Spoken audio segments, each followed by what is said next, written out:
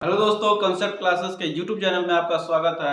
यदि दोस्त आप सीटेट की तैयारी कर रहे हैं तो ये वीडियो आपके लिए बहुत महत्वपूर्ण होने वाला है। दोस्तों, जैसा कि हम लोग जानते हैं कि सीटेट के एग्जाम में एक पार्ट सीडीपी का आता है, जिसमें दोस्तों सीडीपी में बहुत सारे मनोवैज्ञानिकों की लिस्ट है, जिसमें सबसे महत्वपूर्ण मनोवैज्ञानिक थांडाइक हैं। दोस्तों, आज हम लोग थांडाइक के बारे में पढ़ेंगे। दोस्तों, थांडाइक अमेरिका के एक बहुत प्रसिद्ध वैज्ञानिक थे, जो दोस्तों पशु वैज्ञानिक थे। इन्होंने सबसे पहले अधिगम का सिद्धांत दिया। दोस्तों, इन्होंने बहुत सारे प्रयोग किए, जैसे दोस्तों पशुओं पे इनके प्रयोग थे, चूहे पे प्रयोग किए, कबूतर पे प्रयोग किए और बिल्ली पे प्रयोग किए। दोस्तों, इन प्रयोगों में सबसे प्रसिद्ध प्रयोग जो था दोस्तों बिल्ली पर था। दोस्तों, इनका जो बिल्ली पे प्रयोग था वो क्या था, आइए इसके बारे में हम लोग जानते हैं।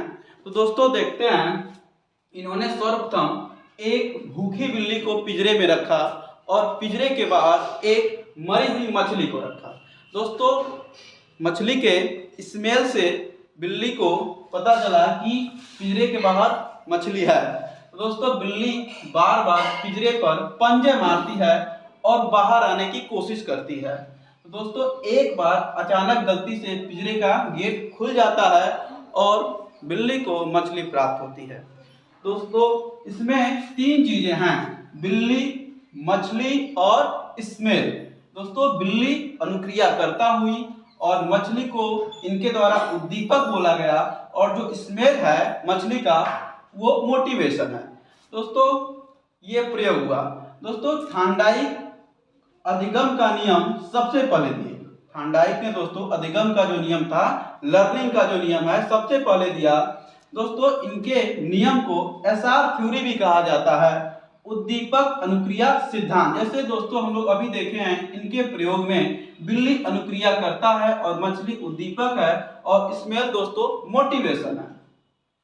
दोस्तों, इन्होंने दो नियम दिए, पहला मुख्य नियम और दूसरा गौड़ नियम। दोस्तों, आज इस वीडियो में हम लोग मुख्य नियम को डिस्कस करेंगे, गौड़ नियम दोस्तों अगले वीडियो में हम लोग डिस्कस करेंगे। दोस्तों, मुख्य नियम में पहला नियम दोस्तों अभ्यास का नियम है। दोस्तों, जैसा कि हम लोग जानते हैं, अगर हम किसी काम को बार बार करते हैं, उस काम को बार बार करने की प्रयास करते हैं, तो दोस्तों एक दिन हमें सफलता अवश्य मिलती है। जैसे दोस्तों एक कहावत है, करत करत अभ्यास के जड़मति होत सुजान। तो दोस्तों, इस प्रकार फ्लो बनने के लिए हमको प्रैक्टिस बहुत जरूरी है, अभ्यास बहुत जरूरी है। यदि बार बार हम किसी का अभ्यास करते हैं, किसी काम को करने का अभ्यास करते हैं, तो एक दिन उस काम में हम बहुत अच्छा करते हैं। दोस्तों, दूसरा नियम है तत्परता का नियम। तत्परता का नियम दोस्तों मतलब इस प्रकार, इसमें ये है कि जब तक आप सीखने के लिए, जब तक आप किसी काम को सीखने के लिए तत्पर नहीं होंगे, जब तक उसमें आपका इंटरेस्ट नहीं होगा, तब तक आप उस चीज को नहीं सीख सकते हैं। तो दोस्तों, इस प्रकार सबसे महत्वपूर्ण है रुचि, इंटरेस्ट। जब तक इंटरेस्ट नहीं है आपको, तब तक आप उस काम में आपका रुचि नहीं होगा और उस काम को आप सीख नहीं सकते हैं। इस प्रकार दोस्तों, बच्चों के रुचि के अनुसार अगर सिखाया जाए तो वो आसानी से सीख सकते हैं। तो थांडाइक के अनुसार अध्यापक को बच्चे को उनकी रुचि के अनुसार क्या पढ़ाना चाहिए और सिखाना चाहिए। दोस्तों, तीसरा नियम है प्रभाव का नियम।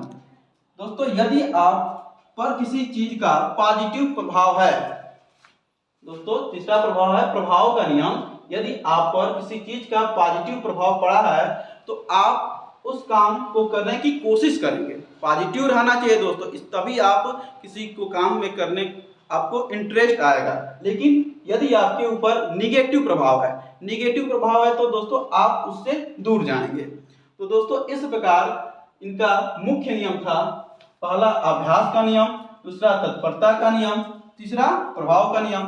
तो दोस्तों आइए एक बार रिकॉल करते हैं, थांडाइक कौन थे। दोस्तों, थांडाइक अमेरिका के एक पशु वैज्ञानिक थे। इनको प्रथम शैक्षिक मनोवैज्ञानिक भी कहा जाता है। अधिगम का नियम सबसे पहले दिया इन्होंने। दोस्तों, पशुओं पे प्रयोग किया अपना, बिल्ली का प्रयोग जो सबसे महत्वपूर्ण है, और इसे उद्दीपक अनुक्रिया सिद्धांत भी कहा जाता है। इसे इंग्लिश में बोलते हैं दोस्तों स्टिमुलेट और रिस्पॉन्ड थ्योरी, एसआर थ्योरी बोला जाता है। दोस्तों अगर आप गौड़ नियम को पढ़ना चाहते हैं तो इस वीडियो को ज़्यादा से ज़्यादा शेयर और लाइक और कमेंट करें। जय हिंद।